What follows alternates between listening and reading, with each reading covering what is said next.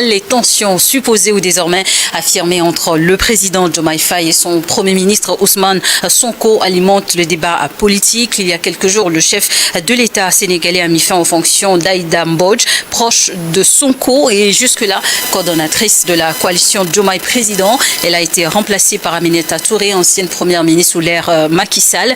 Un remaniement qui intervient au sein de cette alliance de partis constituée avant la présidentielle d'avril 2024 pour mener la campagne présidentielle aux côtés du PASTEF, le parti dirigé par l'actuel Premier ministre Ousmane Sonko.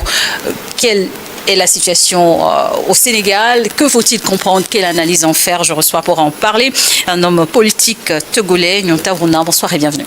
Bonsoir Charlotte et merci pour l'invitation. Et félicitations à vous qui travaillez sur cette chaîne qui fait la fierté de tous les habitants des pays francophones d'Afrique.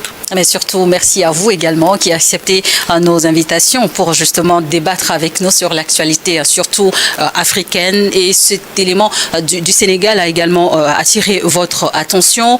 La crise au plus haut sommet de l'État entre les deux dirigeants, le président Diomaye Faye et son premier ministre Ousmane Sonko. Mais à l'heure actuelle, quels sont les éléments qui pourraient être énumérés et pour confirmer qu'il y a effectivement un malaise entre les deux hommes?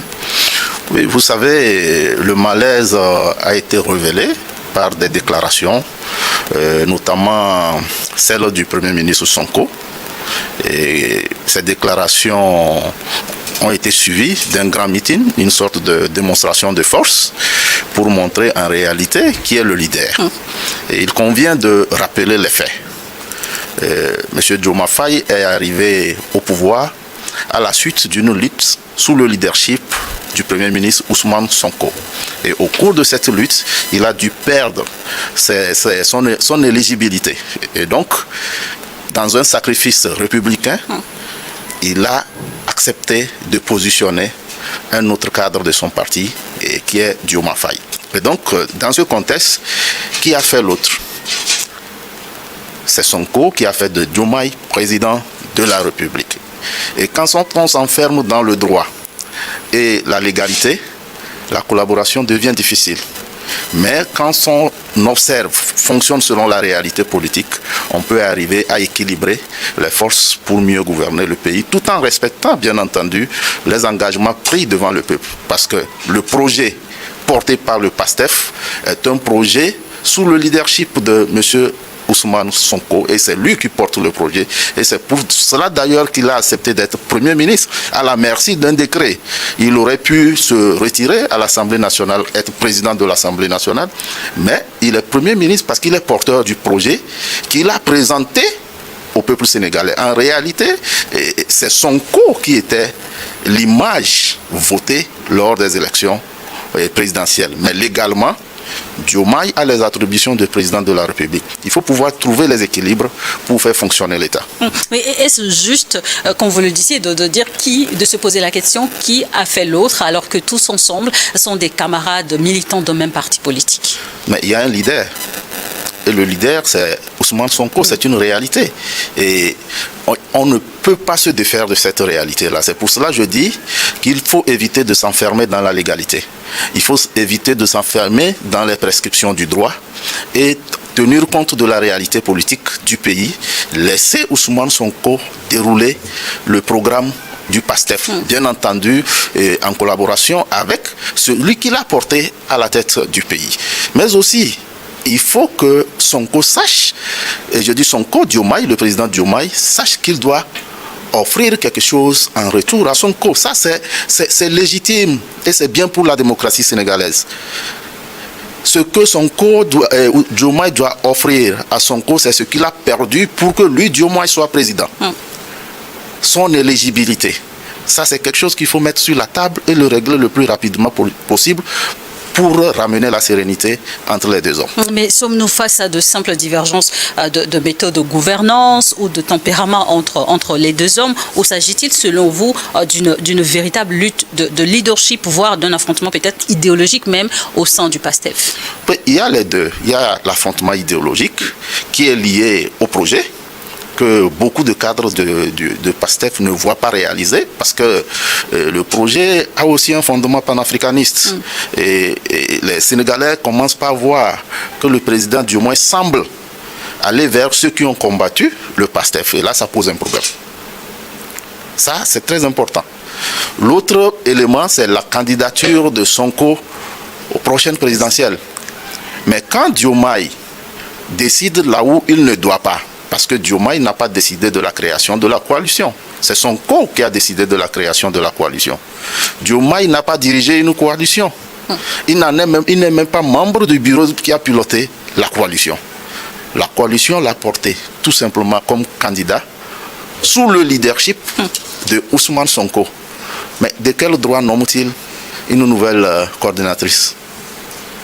Veut-il confondre l'État au parti politique? Légalement, il est président de la République.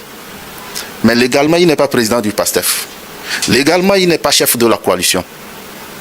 Et donc, c'est une erreur très grave de la part du président de la République qui aurait pu entraîner une grave crise institutionnelle. Mais ce qui est intéressant au Sénégal, au-delà de l'architecture institutionnelle, il y a des forces d'équilibre sociétal liées notamment à la religion.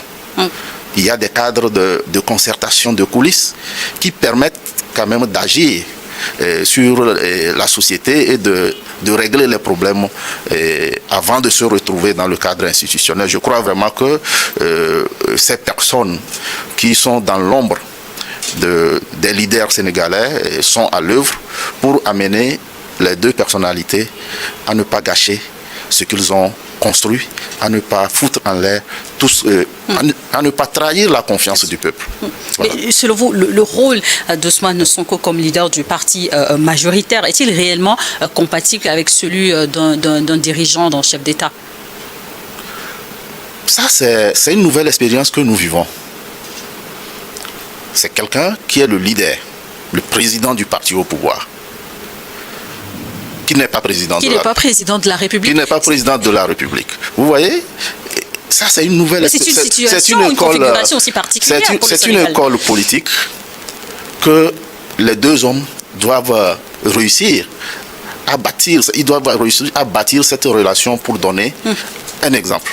Alors, pour réussir à bâtir cette relation, il ne faut pas s'enfermer dans les écoles, les systèmes politiques importés qui nous gouvernent. Non. Il faut y intégrer nos valeurs, les valeurs africaines, les valeurs de respect de la parole donnée, les valeurs d'honneur, de confiance, de respect de l'autre, de respect mutuel et les valeurs de, comme on dit, mais en même temps, la non-trahison. En même temps, des analystes diraient qu'en politique, on dit souvent qu'en politique, il n'y a pas d'éthique. Il faut parler de valeurs dans ce contexte. Est-ce que c'est vraiment vivable? Oui.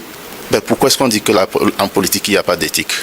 En politique, on vit beaucoup de trahison. Oui, justement parce que nous voulons copier ce qu'on nous a transmis d'ailleurs.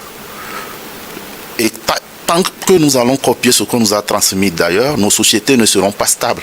Parce que ça ne reflète pas nos réalités. C'est pour cette raison que, au niveau de nos tests, au niveau de nos fonctionnements, nous devons tenir compte de ces valeurs-là qui fondent nos sociétés. On ne peut pas bâtir des sociétés stables en dehors de nos valeurs. Ça, ce n'est pas possible. Nos systèmes éducatifs, on ne peut pas mieux éduquer nos populations, on ne peut pas mieux éduquer nos enfants en dehors de nos valeurs. Donc, ça relance le défi même du fonctionnement des États africains qui n'ont jamais été stables depuis le lendemain des colonisations parce que nous sommes toujours là en train d'essayer à appliquer ce qui ne nous ressemble pas. Donc il faut une profondeur. En tant qu'Africain. Oui, en tant qu'Africain. Alors il faut réfléchir à un moment donné. À un moment donné, il faut s'arrêter et dire qu'est-ce que nous avons fait jusqu'alors? Est-ce que ça nous ressemble réellement?